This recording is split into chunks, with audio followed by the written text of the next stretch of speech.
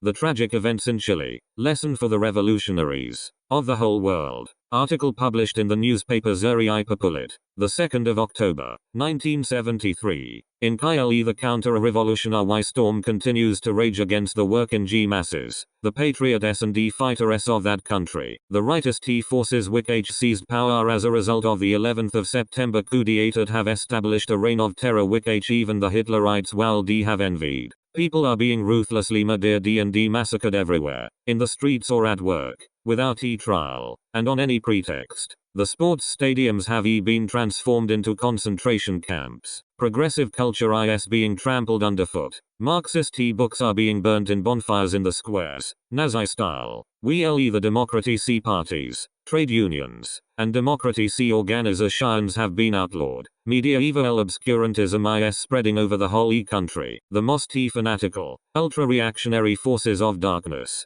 the agents of American imperialism, are strutting on the political stage. The democracy freedoms which the people hard won through struggle and bloodshed were wiped out with the end one day. The events in Chile affect not only the Chilean people, but all the revolutionary, progressive and peace-loving. The tragic events in Chile 851 forces of the world. Therefore, the revolutionaries and the working people not only of Chile, but also of other countries, ought to draw conclusions from these events. Of course, we are not talking of an analysis of pure national details and aspects, or of specific actions, shortcomings or mistakes of the Chilean revolution, which do not go beyond the internal framework of this revolution. We are speaking of those universal laws which no revolution can avoid and which ever revolution is obliged to apply.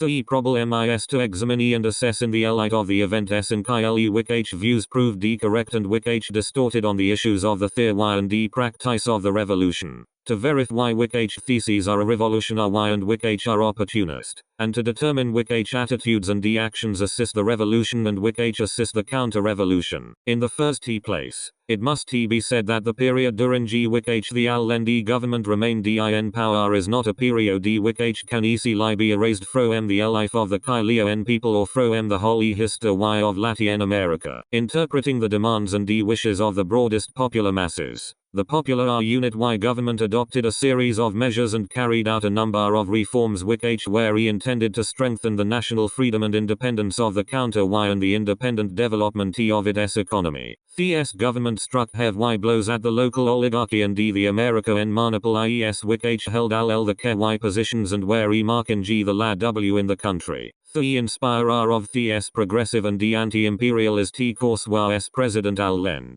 one of the noblest figures to emerge from Latin America, an outstanding patriot and democracy fighter. Under his leadership the Chilean people struggled for the land reform, struggled for the nationalization of foreign companies, struggled for the 852 Enver Hoxha democratization of the life of the country and for the freedom of Chile from American influence. Allende strongly supported the anti-imperialist liberation movement in Latin America and made his country an asylum for all the freedom fighters persecuted by the thugs and military juntas of Latin America. He gave the people's liberation and anti-imperialist movement his unreserved support and was in full solidarity with the struggle of the Vietnamese, Cambodian, Palestinian and other peoples. The big Chilean landowners, who saw their estates distributed to the poor peasants, forgive him for pursuing this course and this activity. The manufacturers of Santiago, who were expelled from their nationalized plants, tolerate this, or the American companies which lost their power. It was certain that one day they will unite to overthrow him and regain their lost privileges.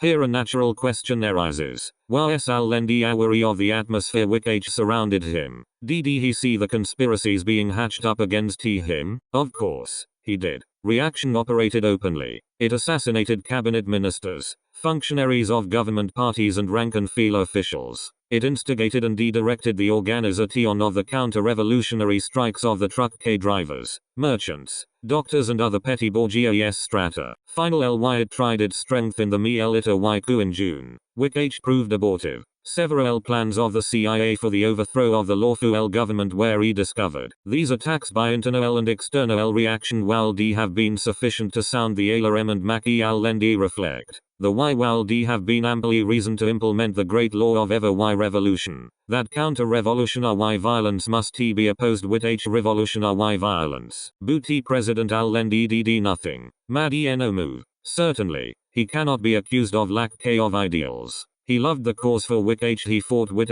all his heart. The tragic events in Chile 853 and, to the end, he believed in the justice of that cause. He did not lack personal courage and he was ready to make, and did in fact make, the supreme sacrifice. Booty his tragedy was that he believed he could convince the reactionary forces through reason to give up their activity and relinquish their past positions and privileges of their own good will. It was believed that the relatively old established democracy traditions, parliament, the legal activity of political parties, the existence of a free press, etc., were an insurmountable obstacle to any reactionary force which might attempt to seize power by violence. The reality, however, proved the opposite. The coup d'état of the rightist forces proved that the bourgeoisie will tolerate certain freedoms just so long as its essential interests are not affected, but when it sees that these interests are threatened, it is no longer concerned about ethics. The revolutionary and progressive forces in Chile have suffered a defeat.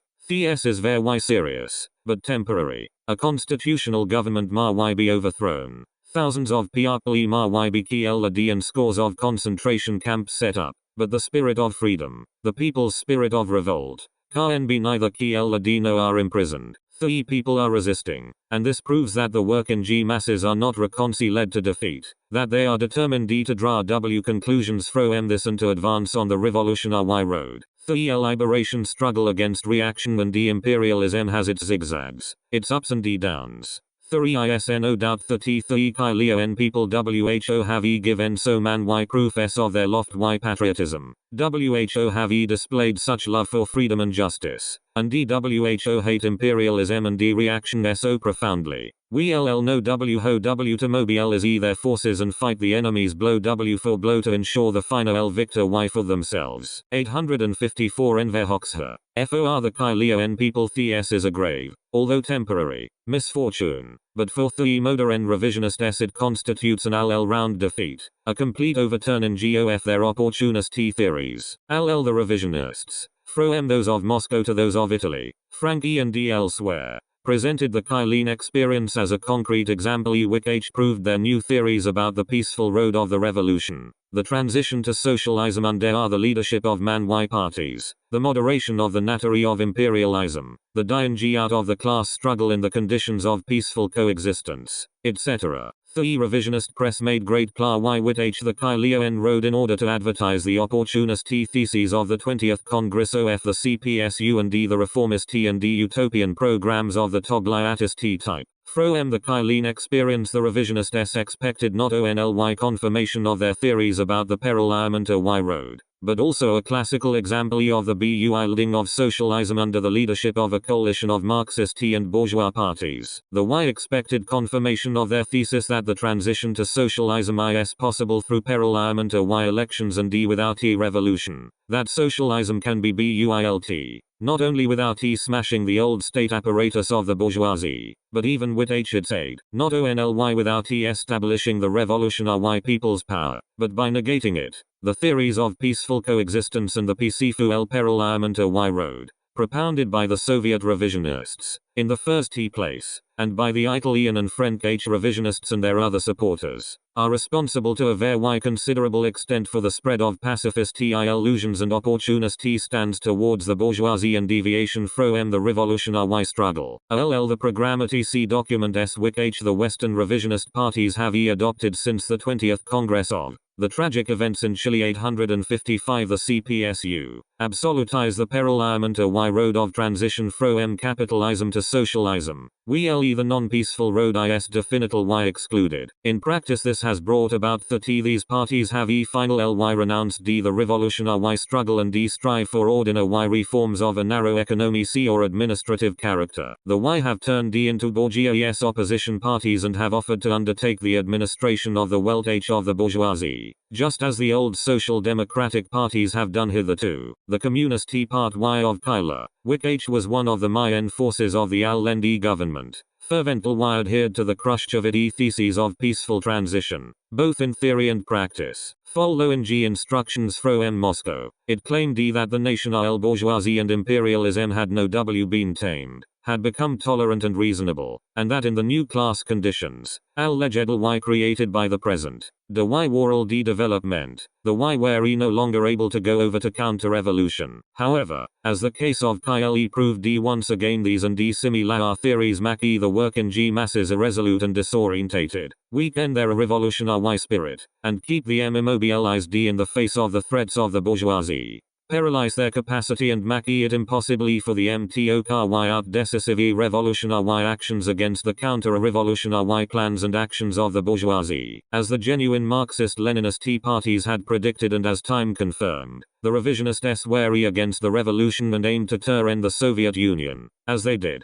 into a capitalist country. From a base of the revolution into a base of counter-revolution. The worked for a very long time to sow confusion in the ranks of the revolutionaries and undermine the revolution. Everywhere and at every moment they have 856 Enver Hoxha acted to extinguish the flames of revolutionary battles and national liberation struggles. Although for demagogical purposes they pretend to be for the revolution, which their views and activities the revisionists try to nip it in the bud or sabotage it when it bursts out. Their deviation from Marxism-Leninism, their abandonment of the class interests of the proletariat, their betrayal of the cause of national liberation of the peoples, has led the revisionists to complete denial of the revolution. For them, the theory and practice of the revolution have been reduced to a few reformist demands, which can be met with the framework of the capitalist order, without affecting its basis. The revisionists try to prove that the dividend line between the revolution and reforms has been wiped out, that in today's conditions of world development there is no longer any need for a revolutionary overthrow,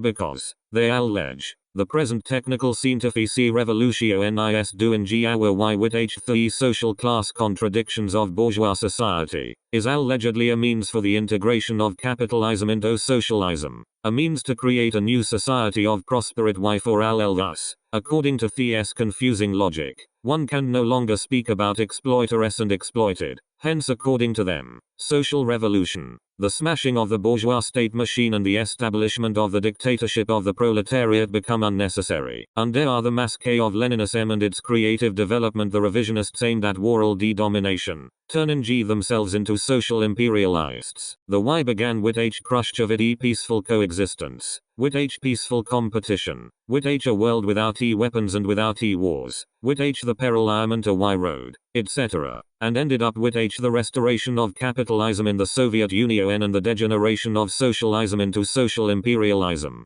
Hence, they were against the revolution and the struggle. The tragic events in Chile 857 glare of the peoples for liberation, and were against the communist parties which remained loyal to and defended Marxism-Leninism, in order to achieve their aims, especially the extinguishing of liberation struggles and revolutionary movements. The revisionists made the peaceful road the foundation of their theory, by revising the fundamental question of Marxism, such as the theory of revolution, and propagating their opportunist theses. They wanted to convince the workers to give up their revolutionary class struggle, to submit to the bourgeoisie and accept capitalist slavery. On the other hand, peaceful coexistence, which the Soviet leaders proclaimed as the fundamental line of their foreign policy and which they wanted to impose on the whole world communist and national liberation movement, was a complete strategic plan to reach a broad agreement with imperialism, to strangle the revolutionary movement and to quell the liberation struggles, to preserve and extend their spheres of influence.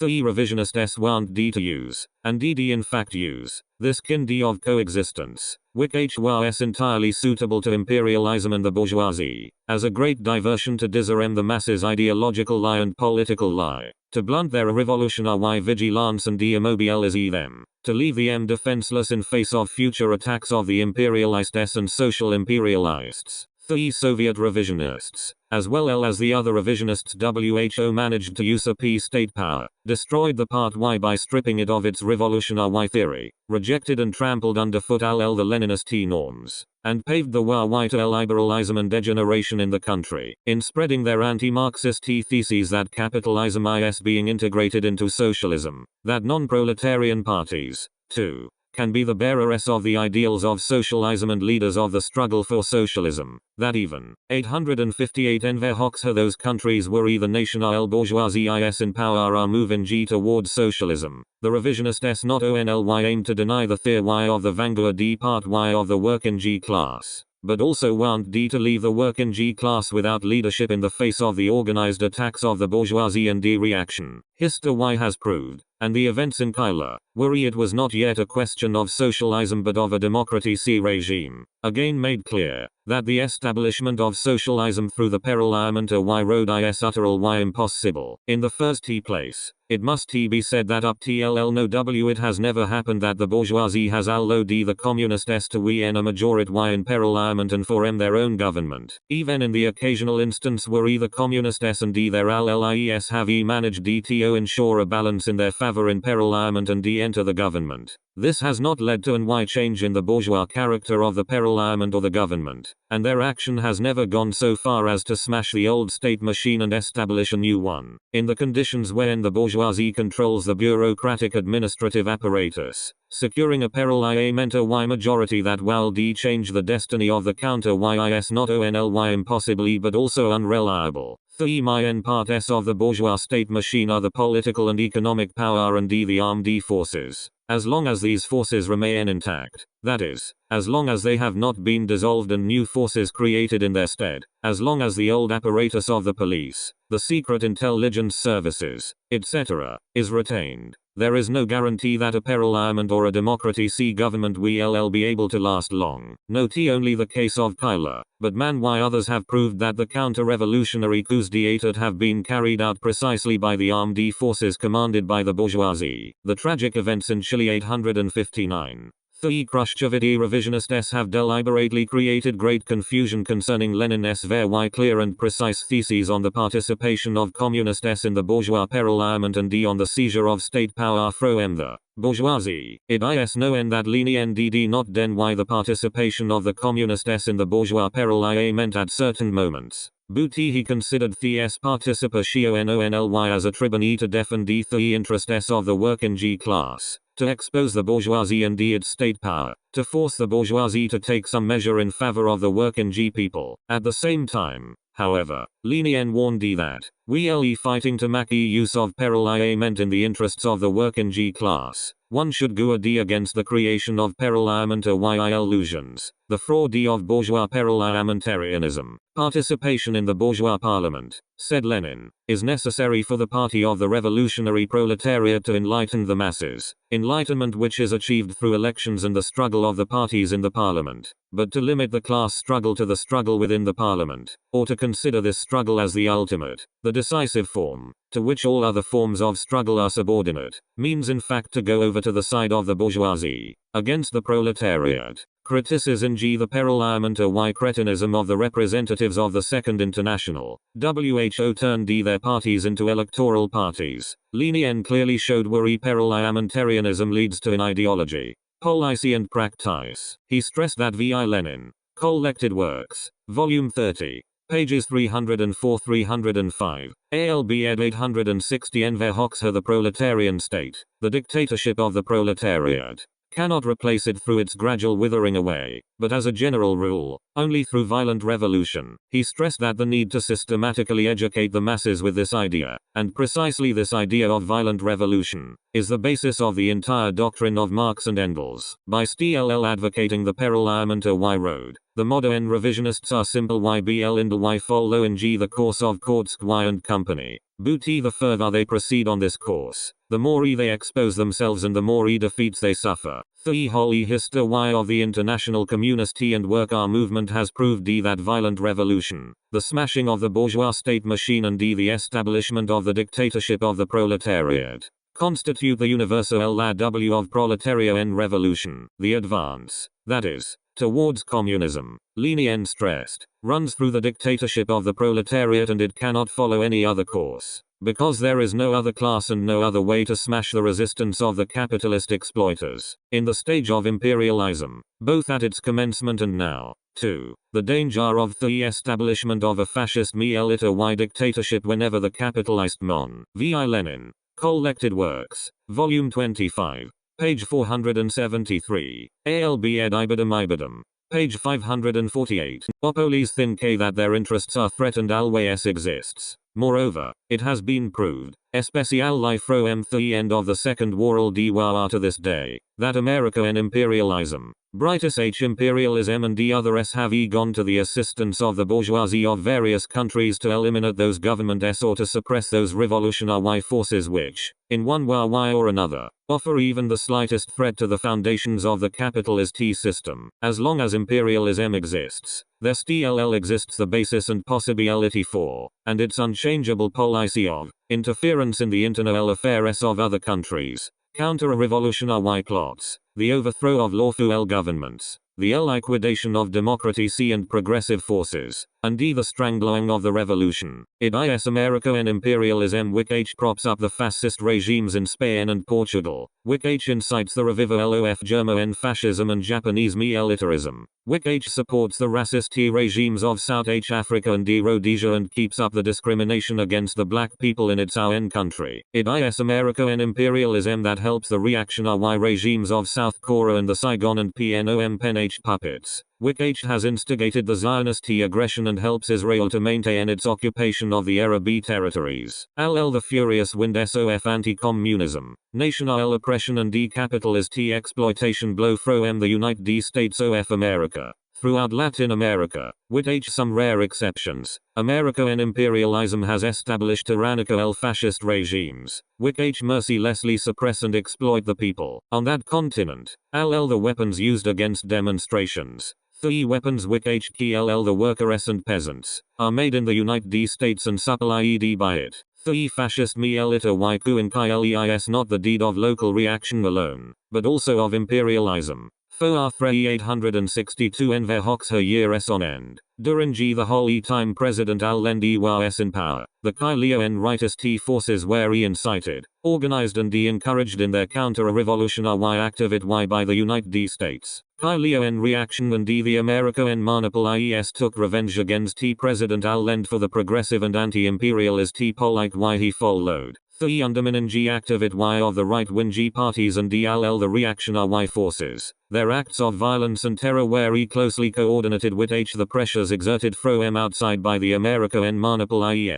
With the economic blockade and the political struggle the American government waged against Chile. Behind the military junta was the CIA, the same criminal hand that had carried out so many coups d'etat in Latin America, Indonesia, Iran, etc. The events in Chile once again revealed the true face of American imperialism. The Y proved once more that American imperialism remains a rabid enemy of the peoples, a savage enemy of justice and progress, of struggles for freedom and independence, of the revolution and socialism. But the counter-revolution in Chile is a deed not only of the avowed reactionary forces and the American imperialists. The Allende government was also sabotaged and savagely opposed by the Christian democracy and other factions of the bourgeoisie. So, led radical democratic forces similar to those together with which the communist parties of Italy and Frankie claim that they will advance to socialism through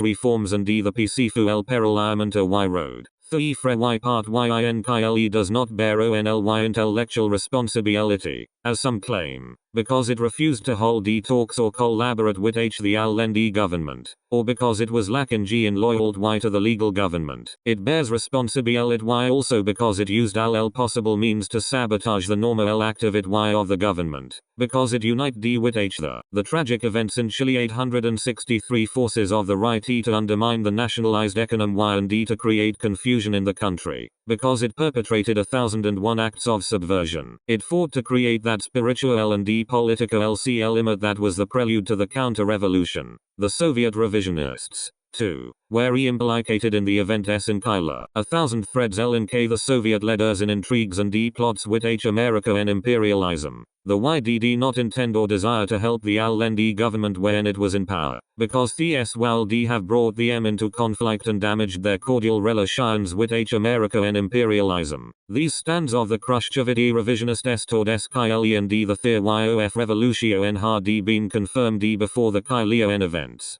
The Y hard been confirmed in the repeated tragic events in Iran. The local reaction was key LNG and imprison G hundreds and thousands of communist S and progressive revolutionaries. The Soviet revisionist SDD not life to finger, let alone severe diplomacy C relations. These stands were confirmed in the shock in G event S in Indonesia, where about 500,000 communist S and progressives were killed and massacred. Once again the Soviet revisionist SDD nothing, took no action and DD not consider withdraw in G their embassy from Jakarta. 1. These stands of the Soviet revisionist S are not accidental. The Y testify to the existence of a secret collaboration with H the America and imperialist S to sabotage the revolutionary movement S and to put down the people's liberation struggles. The S stand sheds light on the demagogy C character 1. The Soviet revisionists expel led the correspondent of Harjan Rakjat, organ of the CP of Indonesia, from the Soviet Union and welcomed the visit of Adam Malik, then foreign minister of the Indonesian fascist regime. They also continued to supply Soviet weapons to Indonesia. 864 Enver Hoxha of the MUK H publicized severance of diplomacy relations with H Kyle now. Suck HIS the reality. Their fine word S about their alleged solidarity with H the Chilean people, LIKLL their other demagogic catch cries, are simple Y to deceive public opinion and to conceal their betrayal of the revolution and D the people's liberation movements. The Soviet government severed diplomacy relations with H Kyle in order to exploit the opportunity Y to pose as a supporter of the victims of reaction, as if it is on the side of those WHO struggle for freedom and independence and the revisionist S are defender S of progressive regimes. The Soviet revisionists help any progressive regime just so long as the S assists their imperialist interests. Booty they go no further. Indeed, they are not ashamed to maintain regular diplomacy ties with H such a discredited and bankrupt regime as that of Loen Nol. They keep silent about such a great liberation struggle as that of the Cambodian people. The event S in Kyle once again revealed of the grave tragedy the peoples of Latin America are experiencing. Likewise, they brought to light again the shortcomings, limitations and weaknesses of the revolution on that continent, the very great difficulties and hardships it is undergoing. Booty they provide a lesson not only for the revolutionaries of Latin America, the revolutionaries of the world, those WHO fight for national and social liberation against imperialist interference and violence, for democracy and the progress of mankind should draw lessons from them. TS includes the revolutionaries of the Soviet Union. WHO must rise against the revisionist rulers and overthrow the M along with HLL their opportunist and anti-Leninist theories. Likewise, the revolutionaries of Italy, Frankie and other developed capitalist countries ought to draw lessons from the Chilean events, and fight the tragic events in Chile. 865 Revisionism resolutely, rejecting the reactionary theories of the peaceful parliament Y roads which the Togliatists and the other revisionists propagate. We believe that the event SIN Chile, the fascist attack of reaction against the democracy victories of the Chilean people, the brutal interference of America and imperialism and its support for the Mielita Y junta will encourage the peoples of the world to be vigilant, to resolutely reject the demagogy slogans of the imperialists, revisionist and opportunist of ever hue, and demobilize their forces in courageous defense of their national freedom and independence, peace and security, against modern revisionism. 1971 to